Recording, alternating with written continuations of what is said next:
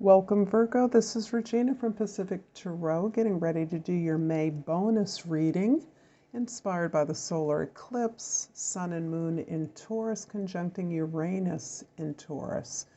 And this solar eclipse is giving us an opportunity to implement those changes that we have realized over these many months of deep soul work and shadow work that we've been engaged in. For some, it's been months. For some, it's been years of deep healing. And we've now gleaned the understanding of the changes we need to make in our personal lives and in our communities. So if you like and enjoy this reading, if you find it useful, please like and subscribe to my channel. I thank all of you that do contribute, that send comments. I enjoy reading them immensely and love knowing where you are on the globe. So let's get started, Virgo, with your overall energy, which is the Hanged Man. And the Hanged Man is indicating that you are gaining consciously a new perspective. You are recognizing that the limitations of the way that you've been thinking about things, the way you've been looking at things. You understand that things, when viewed specifically in a different way, can lead to a more desirable outcome, and you're understanding more clearly how your thoughts create your reality. In your 10th house, we have the Queen of Wands. And the Queen of Wands is indicating that you are in a place of supreme confidence in your social role, in your work, the way the world sees you as passionate, driven, motivated, and inspiring to others. You are able to magnetize the resources that you need in order to do the work to make the contribution you want to make. Those resources are coming to you through the power of your determination and clarity of purpose. In the first house, we have the Nine of Swords, and this card actually gratefully looks so much better visually than some of the other cards do.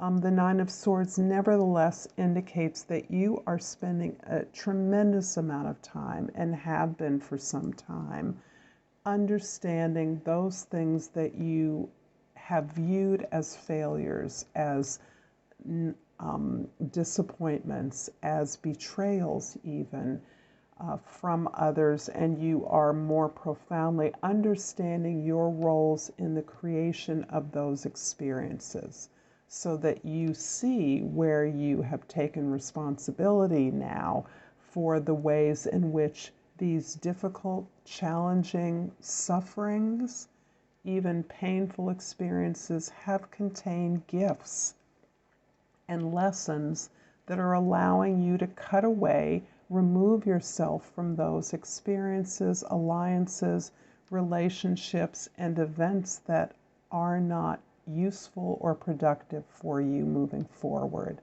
So this is a time of some real inner work that you are continuing to do, even as the solar eclipse is giving you that energy of where changes need to be made. In the fourth house, you have the Seven of Swords. And the fourth house is where you are experiencing your history, reflecting your memory of your experiences, your childhood experiences, family of origin. The Seven of Swords indicates that you're getting a lot of new information, and a lot of it is coming with unclear, negative intent, even misinformation, information that is motivated or manipulative, so that you are recognizing how these energies, these actions of others may be reflecting your own doubt, your own insecurities, and where you are instead picking your battles. You are not engaging in all of the communication, all of the information that is coming to you, and you are making a better job of assessing the value of the information you're gaining from others and what their intent may be as you continue to be open to the information, what truth exists within the information that is being shared with you. In the 7th house, your significant others and relationships, you are experiencing the closing out of a cycle. And in this particular reading, I sense this cycle is one of suffering, pain, betrayal, misalignment with alliances that you had hoped would be fulfilling and complete in developing a healthy, balanced partnership. You are understanding that you are deserving of an equal, equitable, harmonious relationship of balance in your life, in your relationships. And this can even be in your relationship to your work. You are no longer feeling the pressure to give, to take care of, to be responsible for, but are now recognizing that that same effort that you are loyally dedicating to your work, to your relationships, must be reflected back to you. So I do see you moving on to opening up to a new level of partnership and really deep connection to who you are, which is the source of this stronger, more equal, more harmonious experience of relationships and ultimately of success.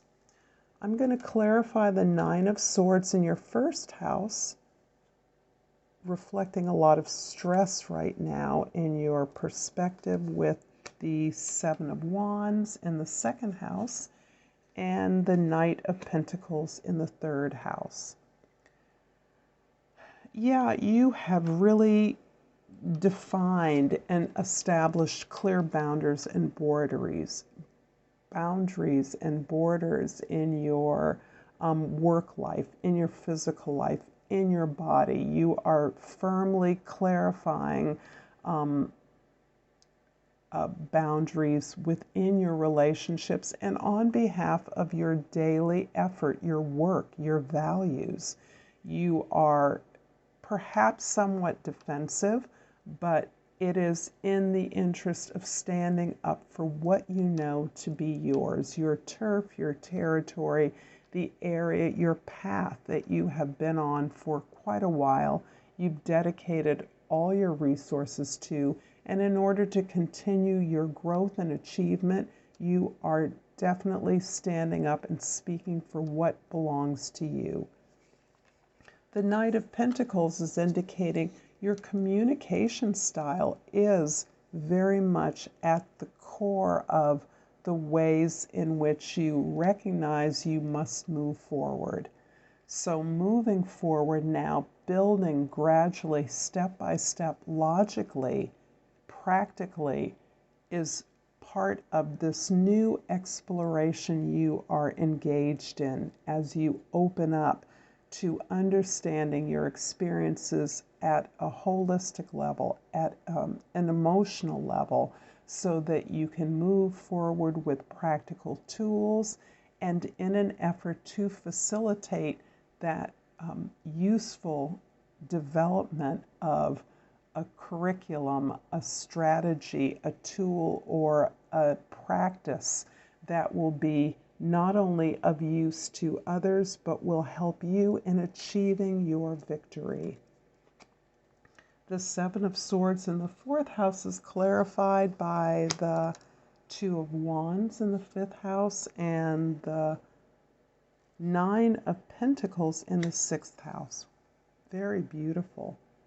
Yeah, you are moving continuously forward. You are determined to move away from what you know, what you are comfortable with, towards what you are gaining, what you are aspiring to. This is you making a decision to move away from certain relationships or projects that are no longer useful, no longer serving you, from which you are not gaining credit or growing, but moving towards those things that are going to help you build and expand on your expertise. The Nine of Pentacles, quite beautifully in your house, Virgo, the 6th house of your routines and habits, indicates that you are fiercely independent, you are self-reliant, and you derive a tremendous amount of pride, security, protection, and stability as an independent. This does not mean that you are single or alone in life. It means that you are able to contribute to whatever you choose to contribute to without depleting your resources that have gained you this position of independence. The 7th house, the world, is clarified by the Four of Pentacles and the Ace of Cups. Wow. So you are very much, there's lots of pentacles here, Virgo, so you are definitely guarding what you have gained, what you have earned, your turf, your area of expertise. You are holding on to that as the foundation for the growth that you want, the building that you want to share with others. You are contributing your stability, this foundation, material foundation, to the sharing of resources with intimates. So this is you building a foundation, a secure foundation that you can contribute to your most meaningful partnerships. In the 9th house, you are inspired, newly inspired by new cultural and spiritual ideas that you are opening yourself up to as you desire to expand beyond your familiar base. You are recognizing and unleashing a powerful creativity that is part of your natural gifts. It is also part of what has been revealed to you through your efforts at communicating, publishing, educating, ministering to people amongst a variety of cultures throughout the world. The more diverse, the more open you are in integrating these new ideas, these new revelations into your curriculum, into your product or service, the more you experience this elevation and creativity that allows you to relax and be healed by this deep work that you have been doing for a very long time. If not 9 months, 9 years, but it has been a long time that you've been building up to this revelation, this flow of gifts that are now coming back to you from the efforts you've expended. The Queen of Wands in your 10th house is clarified by the Wheel of Fortune and the Temperance card.